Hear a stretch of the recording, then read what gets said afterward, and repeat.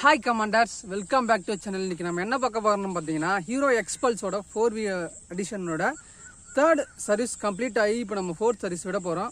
Third service வந்து 6000 கிலோமீட்டர்லேருந்து 9000 kilometre ஓடி சொல்லலாம்.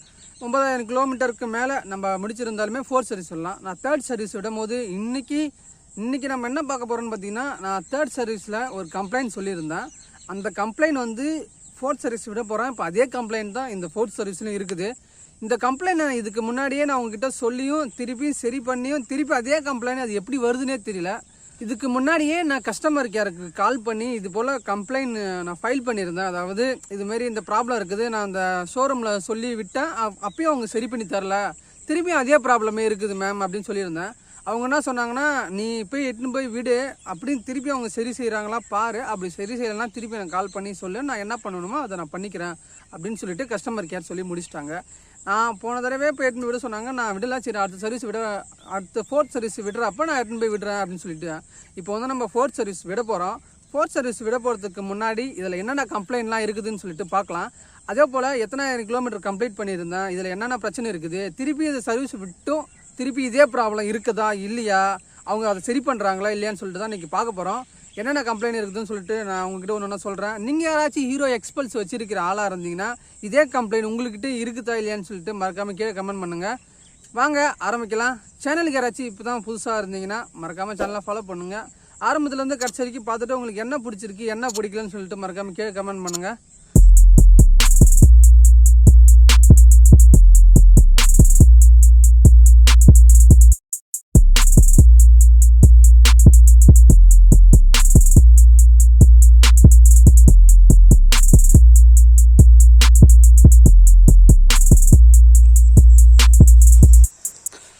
சரி வாங்க, இதில் நம்ம என்னென்ன கம்ப்ளைண்ட் இருக்குதுன்னு நான் உங்கள்கிட்ட சொல்கிறேன். ஃபஸ்ட்டு நம்ம எத்தனாயிரம் கிலோமீட்டர் ஓடி இருக்குன்னு சொல்லிட்டு உங்கள்கிட்ட நான் காமிச்சிடுறேன்.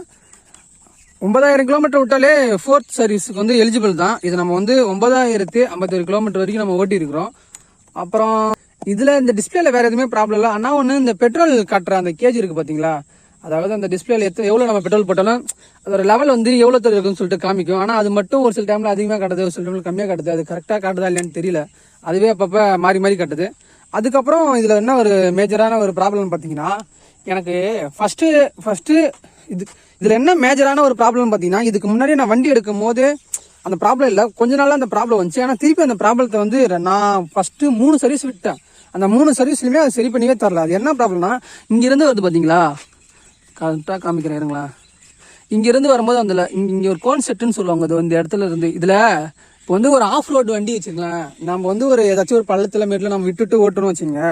அப்போ இதுமாரி பள்ளம் மூடில் விட்டு ஓட்டும் போது இதுமாரி இந்த சின்ன சத்தம் ஒன்று கேட்டால இரிட்டேட்டிங் ஆகிற மாதிரி இருக்கும். அதுமாரி இந்த கோன் செட்டில் இருந்து இந்த கரெக்டாக இந்த இடத்துல இருந்து ஒரு சவுண்டு ஒன்று வந்துட்டே இருக்குது. நான் தேர்ட் சர்வீஸ் விடும் போது சொன்னால் செகண்ட் சர்வீஸ் ஃபர்ஸ்ட் சர்வீஸ்லேருந்து சொல்லிட்டு இருக்கிறேன், இது மாதிரி ஒரு சவுண்டு வருதுங்க, இது சரி பண்ணி கொடுங்கன்னு சொல்லிட்டு. நான் வண்டி இடத்துல ஷோரூம்லையும் சொல்லிட்டேன், அடுத்த வேற ஒரு ஷோரூமில் விட்டேன், அங்கேயும் சொல்லிட்டேன். ஆனால் அப்பயும் அதை சரி பண்ணவே இல்லை, அதே ப்ராப்ளம் இருந்துனே இருக்குது. இதில் ஃபஸ்ட்டு பார்க்குற ப்ராப்ளம் வந்து இந்த இருந்து வர கோன் செட்டில் சவுண்டு கேட்டுன்னு இருக்குது, அது ஒரு ப்ராப்ளம் இருக்கா. அதுக்கப்புறம் ரெண்டாவது ப்ராப்ளம் என்னன்னு பார்த்தீங்கன்னா, இந்த இன்ஜினில் இந்த ஆயில் சுற்றி அடித்த மாதிரி இருக்குது, தெரிஞ்சுங்களா, பார்த்தீங்கன்னா தெரியும் உங்களுக்கு, இருங்க கட்டுறேன். இந்த ஒர்க்கு பார்த்தீங்களா, இந்த ஆயில் வந்து இந்த ஹெட்டில் ஃபுல்லாகவே சுற்றி ஆயில் லீக் ஆன மாதிரி இருக்குது. நான் வந்து தேர்ட் சர்வீஸ் விடும் போதுமே இதே ப்ராப்ளம் இருந்துச்சு, இப்பயும் இதே ப்ராப்ளமே இருக்குது. இதில் என்ன ப்ராப்ளம்னு சொல்லிட்டு அவங்க மாற்றினாங்கன்னா, இதோட ஓரிங்கில் இதே ப்ராப்ளம், அது சரியாக வீணாக போயிடுச்சு, அதை மாற்றணுப்பா. நாங்கள் சரி மாற்றிடுங்க அப்படின்னு சொல்லியிருந்தேன். திருப்பி அவங்க மாற்றினாங்க. அப்புறம் மாற்றி திருப்பி அதே பிரச்சனையும் இருக்குது. அதுதான் எனக்கு கடுப்பாகிற மாதிரி இருக்குது. இங்கே பாருங்களேன், இப்போ வந்து அங்கே தான் இருந்துச்சு இதுக்கு முன்னாடி, இப்போ இங்கேயும் இதெல்லாம் வர ஆரம்பிச்சிருச்சு. ஃபுல்லாகவே அந்த ஆயில் அடித்து வெளியில் தெரியுது. இதில் எப்படி இது அவங்க திருப்பி இதுமாரி ப்ராப்ளத்தை உருவாக்குறாங்கன்னு தெரியல. அதாவது ஒரு தடவை அவங்க சரி பண்ணுற ப்ராப்ளம் திருப்பி எப்படி வருதுன்னே தெரியல, அதுதான் கடுப்பாக இருக்கிற மாதிரி இருக்குது. திருப்பி அவங்ககிட்ட போய் சர்வீஸ் விடும் போது ஏன் இவங்ககிட்ட விடணுமா அப்படின்ற மாதிரி இருக்குது. ஆனால் இந்த தடவை நம்ம விட போகிறதே கிடையாது. இப்போ இதை நம்ம கரெக்டாக சரி பண்ணி அவங்க கொடுக்குறாங்களா இல்லையான்னு பார்ப்போம். அப்படி சரி பண்ணி அவங்க கொடுக்கலனா கஸ்டமர் கேருக்கு ஃபோன் பண்ணி அவங்களே சொல்லுவாங்க, நீங்கள் எனக்கு ஃபோன் பண்ணுங்க, நான் என்ன ஆக்ஷன் எடுக்கணுமோ அதை நான் பண்ணுறேன் அப்படின்னு சொல்லியிருந்தாங்க. அதுக்கப்புறம் அந்த விஷயத்தில் தான் கரெக்டாக இறங்கணும் ஃபஸ்ட்டு. அப்புறம் இந்த ஒரு ப்ராப்ளம் இருக்கா. அதுக்கப்புறம் அதில் வேற என்ன மேஜராக ப்ராப்ளம்னு பார்த்தீங்கன்னா, இந்த லப்பர் இதெல்லாம் ஒரு விஷயமாவும் தெரியல. ஆனால் இது அப்பப்போ இது அப்படியே உருக்கிட்டு வந்துட்டே இருக்கும், வெளியில் அப்படியே கொஞ்சம் கொஞ்சமாக வந்துடும். என்ன விஷயம், இதில் ஒரு 4 கிக்கர் பண்ணாலே அப்படியே கொஞ்சம் கொஞ்சமாக உருகிட்டு வந்துடும். இது என்ன டிசைன் பண்ணாங்களோ இல்லைன்னு தெரியல, இல்லை இந்த லப்பர் போயிடுச்சா என்னன்னே தெரியல. இதில் அந்த ப்ராப்ளம் இருக்குது. அதோட காலையிலே வந்து நம்ம கிக்கர் பண்ணால் சில டைம் வந்து இந்த இன்ஜின்லேருந்து சவுண்டு வர மாதிரியே கேட்குது. கிக் பண்ணால் மட்டும் ஒரு சில சவுண்டு வர மாதிரி கேட்கும். அதுக்கப்புறம் ஒரு சில டைம் கேட்காது. அதுதான் என்னன்னு தெரியல. அது அப்பப்போ வருது, அப்பப்போ போகுது. அந்த ஒரு கம்ப்ளைண்ட் இருக்குது. வேறு எதுவும் பெருசாக சொல்கிற அளவுக்கு பார்த்தீங்கன்னா இந்த இண்டிகேட்டர் யாரையோ ஒருத்தவங்க சைடில் வண்டியை விட்டு உடச்சிட்டாங்க. அதுக்கப்புறம் நான் அந்த இண்டிகேட்டர் மாற்றணும்னு சொல்லிட்டுக்கே நான் போனேன் ஷோரூமுக்கு. அவங்க என்ன சொன்னாங்கன்னா, நீ இண்டிகேட்டர்லாம் மாற்றத்துக்கு வராது. இப்போ அந்த ஷோரூமில் வந்து இண்டிகேட்டர் மாற்றினா அதோட கிளைம் பண்ணிவிடுவாங்க, அந்த சர்வீஸை கிளைம் பண்ணி விட்ருவாங்க. நீ அடுத்த தடவை வரும்போது மாற்றுங்க அப்படின்னாங்க. அது இல்லாமல் நான் கடையில் லோக்கலில் வாங்கி மாற்றினேன். லோக்கலில் வாங்கி மாற்றினதுக்கு ஒரு பெரிய ப்ராப்ளம் ஒருத்தர் உருவாக்கி வச்சாங்க. எப்படி இருமா அங்கே பாருங்களா, உள்ளார வந்து ஒயரிங் பண்ணியிருக்கிறாங்க பார்த்தீங்களா. அந்த ஒயரிங் பண்ண இடத்துல டேப், அதை ஒயரை கட் பண்ணிவிட்டு டேப் அடிச்சிருப்பாங்க. உங்களுக்கு தெரியுதா இல்லைன்னு பாருங்களா. ஒயரை கட் பண்ணிவிட்டு அது ஏன்னா அந்த பின்னும் இந்த பின்னும் வேறு மாதிரி இருக்குமா. அதுக்காக அவங்க என்ன பண்ணாங்கன்னா, அப்படியே இந்த ஒயரை மட்டும் கட் பண்ணி விட்டு அப்படியே டேப் அடிச்சு விட்டாங்க. அதனால தான் நம்ம வெளியில் எப்பவுமே சர்வீஸ் விடும்போது ஜாக்கிரதையாக விடணும். ஏன்னா அவங்க என்ன வேணால் பண்ணிவிடுவாங்க. அவங்களுக்கு தேவை அந்த வேலை முடியும்னு சொல்லிட்டு பண்ணி கொடுத்துருவாங்க. ஆனால் நம்ம கரெக்டாக இருக்கணுமா இல்லைன்ட்டு அது கொஞ்சம் தெரிஞ்சுக்கணும். அதனால் வெளியில் சர்வீஸ் விடுறதை கொஞ்சம் அவாய்ட் பண்ணிங்க. அதுக்கப்புறம் என்ன ஒரு விஷயம்னா, இந்த கீர் பாக்ஸுக்கு பக்கத்தில் பாருங்களேன், இவ்வளோ ஆயில் லீக் ஆகிருக்குதா. இது எங்கிறது வந்துச்சுன்னு தெரியல. இந்த இடம் ஃபுல்லாகவே லீக் ஆகி அது கீழே வரைக்கும் போயிருது. அது ஃபுல்லாக அவங்க பாருங்களேன், இந்த செயின்லேருந்து வந்ததா, அந்த செயின் லூபில் இல்லாமல் இருந்ததுனால வந்ததா, எங்கே இருந்துச்சு இவ்வளோ ஆயில் வந்துச்சுன்னே தெரியல. இந்த இடமே அப்படியே நாஸ்தியான மாதிரி இருக்குது. இந்த ஒரு கம்ப்ளைண்ட் ஒன்று இருக்குது, அவ்வளோதான். இதுக்கப்புறம் இதில் வேறு எதுவும் பெருசாக பார்க்குற மாதிரி இருந்துச்சுன்னா இதோட ஹீட்டிங் தான். கொஞ்சம் நேரத்தில் வந்தாலே ஹீட்டிங் ஆகின்னு இருக்குது. நான் அடுத்த வீடியோவில் அந்த ஹீட்டிங் பிரச்சனையை பற்றி நான் பேசலாம்னு நினைக்கிறேன். அதாவது டெம்பரேச்சர் மிஷின் இருக்குது பார்த்தீங்களா, அந்த மிஷின் எடுத்துகிட்டு வந்து நம்ம இத்தனை கிலோமீட்டர் ஓட்டின பிறகு எவ்வளோ டெம்பரேச்சர் ஹீட் ஆகுது, அதுக்கப்புறம் இத்தனை கிலோமீட்டர் ஓட்டினா எவ்வளோ ஹீட்டிங் ப்ராப்ளம் வந்து எப்படி டெம்பரேச்சர் இன்க்ரீஸ் ஆகுதுன்னு சொல்லிட்டு அடுத்த வீடியோவில் பண்ணலான்னு நினைக்கிறேன். அதுக்கான ஒரு டெம்பரேச்சர் செக் பண்ணுற மிஷின் ஒன்று வேணும். அது இருந்துச்சுன்னா நம்ம கரெக்டாக செக் பண்ணி பார்க்கலாம்.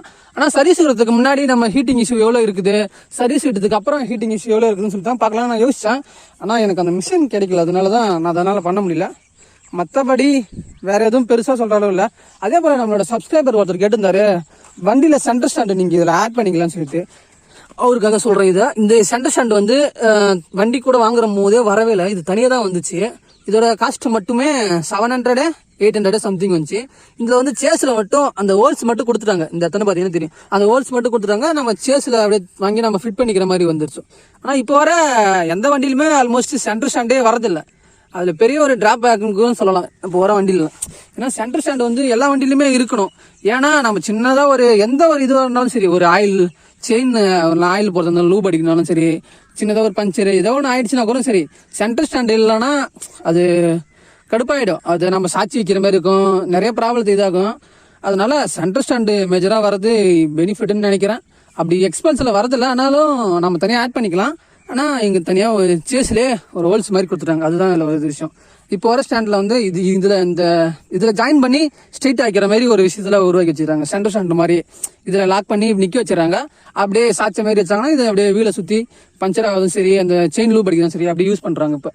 ஆனால் சென்டர் ஸ்டாண்டு வர்றது நல்ல ஒரு விஷயம், அதுதான் வரணும். ஏன்னா நம்ம வந்து வண்டி எப்பவுமே சர்வீஸ் விட போனாங்க சரியா, ஃபஸ்ட்டு வண்டி நீங்கள் சென்டர் ஸ்டாண்டு போடுங்களா தான் சொல்லுவாங்களே, அதுக்காக சொல்ல வந்தேன். சென்டர் ஸ்டாண்டு இருக்கணும். அதுக்கப்புறம் இதில் பெருசாக வேறு எதுவும் எனக்கு தோணலை. ஆமாம், அதோட இந்த டிஸ்க்கு இது இருக்குல்ல, இந்த டிஸ்க்கு பிரேக் நம்ம பிடிக்கும் போது என்னம்னா அப்போ கீச்சுன்னு ஒரு சத்தம் மட்டும் கேட்குது. இப்போ புதுசாக அந்த சத்தம் மட்டும் கேட்குது. அது ஏதாச்சும் ஆயில் போடாதனால தான் அந்த பிரச்சனை இருக்குன்னு நினைக்கிறேன். அது போட்டால் சரியாக போயிடும். ஆனால் எனக்கு முக்கியமாக அந்த கோன் செட்டு தான். இந்த சின்ன டைம் வந்து இரிட்டேட்டிங் ஆகவே இருக்கும். அந்த சத்தம் எனக்கு டென்ஷன் ஆகும். சின்னதாக ஒரு இது தள்ளிக்கிறோம். அதனால தான் எனக்கு அது பிடிக்கல.